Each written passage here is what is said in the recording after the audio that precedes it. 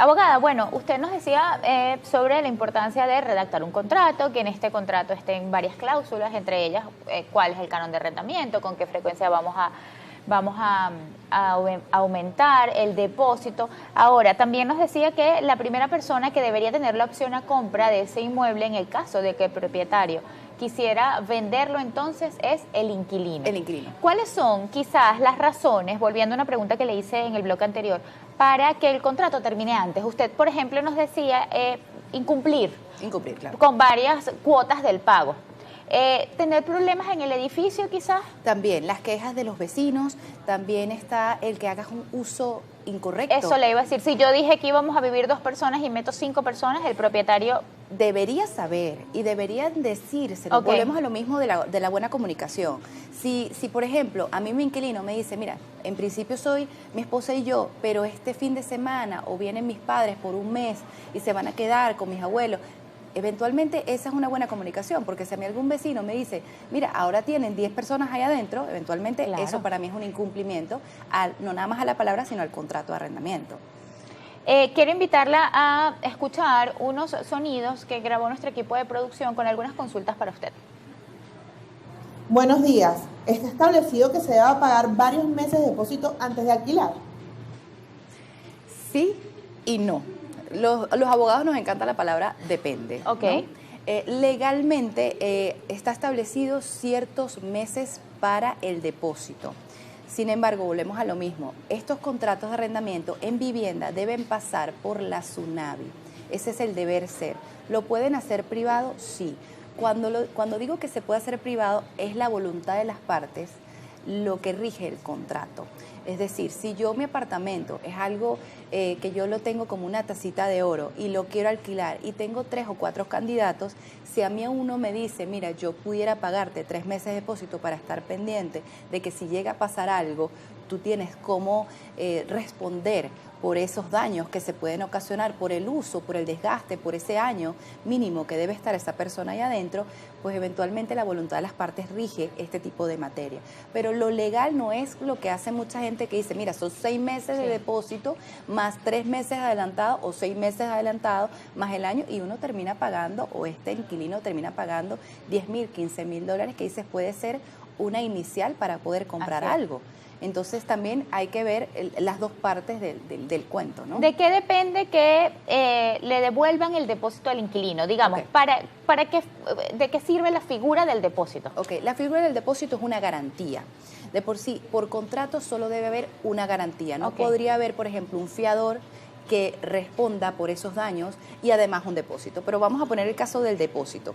El depósito a mí me sirve para que cuando me entregues nuevamente el apartamento, yo revise si hay una especie de daño al apartamento, al mobiliario que te dejé alquilado, si se dañó una cama, si se dañó la nevera, si yo tengo que volver a comprar algún electrodoméstico, si hay una filtración que yo arreglé, pero después o él no me dijo. Entonces todo eso hace que se haga una especie de peritaje y se diga, mira, los daños que quedaron en este apartamento fueron tanto, menos el depósito, yo te lo devuelvo.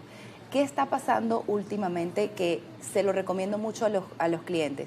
Cuando un inquilino y un propietario vayan a hacer la entrega y le vayan a entregar su inmueble, hagan un finiquito, sea por notaría o sea de manera privada. Hagan un finiquito y digan, las reglas del juego las llevamos muy bien, yo te estoy haciendo entrega perfecto de este apartamento y en este acto tú me estás entregando el depósito. Mucha gente dice, me quiero ahorrar eso, no le pago un abogado por ese finiquito, no pago una notaría que se traslade para allá y que verifique el estado del inmueble. ¿Y qué pasa? Mira, no me devolvieron el depósito. Entonces el propietario dice, yo no te devolví el depósito porque tú me dejaste esto hecho un desastre. Entonces, como legalmente se demuestra que me dejaste el apartamento perfecto o en muy mal estado para yo no devolverte o devolverte el depósito. Entonces esa es la forma que yo siempre le digo a los clientes, hagan un finiquito, hagan una entrega formal del inmueble. No, pero ya le entregué las llaves y bueno, me entregó algo del depósito porque yo dejé la nevera dañada. Háganlo, porque ¿qué pasa? Mucha gente después demanda por esos daños y el inquilino dice, pero si yo te entregué esto perfecto, es para que no te entreguen el depósito. Entonces, creo que las cuentas claras siempre conservan amistades en ese tipo de... ¿Quién debe asumir los gastos de, por ejemplo, filtraciones, pintar el apartamento y también de condominio? ¿Esto es siempre previo acuerdo entre las partes? No, el condominio importante es solo el propietario. Okay. Ahora, lo pueden dejar en el contrato porque me ha pasado que el cliente me dice, yo le quiero dejar un alquiler más económico, pero que me pague el condominio porque yo me quiero desentender.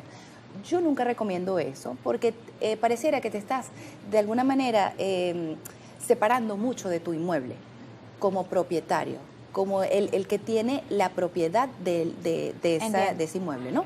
Sin embargo, lo pueden dejar por escritos. ¿Qué pasa cuando el inquilino dice, bueno, pero yo no voy a pagar el condominio, aunque yo lo tengo en el contrato? Siempre la junta de condominio van a reclamarle al propietario, nunca al inquilino. Tenemos otra consulta para usted. Buenos días, abogada. Quería preguntarle, ¿cuál es la fecha tope para el incremento de un alquiler?